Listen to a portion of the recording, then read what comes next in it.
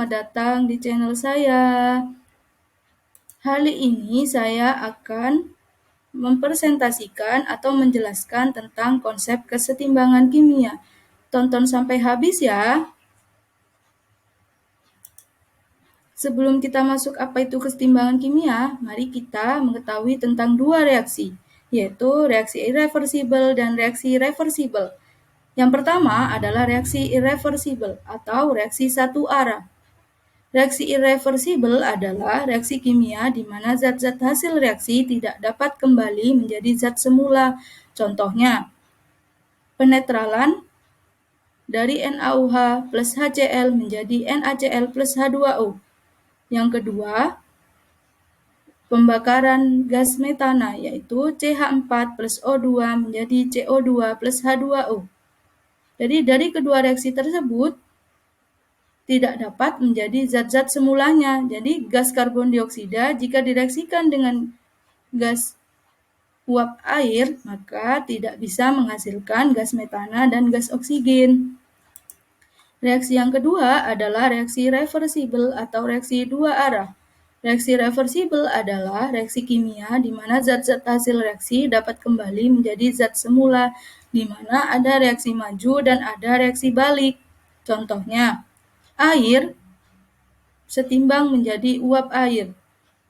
Di sini terdapat reaksi majunya yaitu air menjadi uap air. Reaksi baliknya uap air dapat menjadi air kembali. Begitu reaksi yang kedua yaitu dekomposisi NH4Cl. NH4Cl setimbang menjadi NH3 plus HCl. Jika NH3 dan HCl direaksikan kembali, maka dapat menghasilkan NH4Cl kembali. Bagaimana? Sudah paham dengan reaksi irreversibel dan reversibel?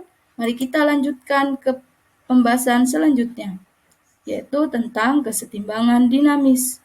Apa itu kesetimbangan dinamis? Kesetimbangan dinamis memiliki ciri-ciri sebagai berikut. 1. Reaksi berlangsung terus-menerus dengan arah yang berlawanan. Maksudnya di sini dengan arah maju dan dengan arah balik. Yang kedua, terjadi pada ruang tertutup, suhu dan tekanan tetap. Yang ketiga, kecepatan reaksi ke arah produk atau hasil reaksi sama dengan kecepatan reaksi ke arah reaktan atau zat-zat bereaksi. Yang keempat, tidak terjadi perubahan makroskopis atau perubahan yang dapat dilihat, tetapi terjadi perubahan mikroskopis atau perubahan tingkat partikel yang tidak dapat dilihat. Yang kelima, setiap komponen tetap ada. Nah, dari kesetimbangan dinamis tersebut terdapat dua reaksi kesetimbangan, yaitu kesetimbangan homogen dan reaksi kesetimbangan heterogen. Reaksi kesetimbangan homogen merupakan reaksi kesetimbangan di mana fase senyawa yang bereaksi sama. Contoh, dari 3 persamaan reaksi ini, di reaksi yang pertama, semua persamaan reaksinya berwujud gas antara reaktan dan produknya. Yang kedua, reaksi ini sama-sama berfase atau wujud aquos dalam reaktannya maupun produknya. Yang ketiga juga begitu, dari reaktannya dan produknya sama-sama berwujud gas. Maka disebut reaksi kesetimbangan homogen. Yang kedua, reaksi kesetimbangan heterogen merupakan reaksi kesetimbangan di mana reaktan dan produk yang berbeda fase. Dari 3 contoh yang sudah saya tuliskan, di situ di reaksi yang pertama ada 2 fase yang berbeda, yaitu fase solid dan fase gas. Reaksi yang kedua juga begitu, ada 2 fase yang berbeda di antara reaktan dan produknya, yaitu fase solid dan fase gas. Reaksi ketiga, ada 2 fase yang berbeda dari reaktan dan produknya, yaitu fase liquid dan fase aquos. Bagaimana, sudah paham kan tentang kesetimbangan homogen dan kesetimbangan heterogen? Nah, dari situ didapatkan sebuah tetapan kesetimbangan.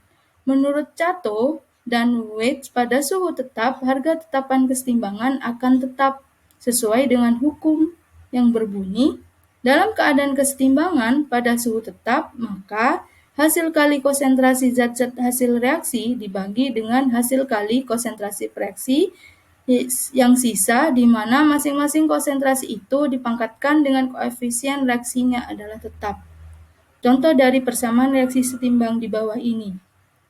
A plus B setimbang menjadi C plus D, di mana setiap zat A, B, C, dan D memiliki koefisien masing-masing, sehingga didapat tetapan kesetimbangan empiris atau K sama dengan konsentrasi C pangkat C kali konsentrasi D pangkat D dibagi konsentrasi A pangkat A kali konsentrasi B pangkat B.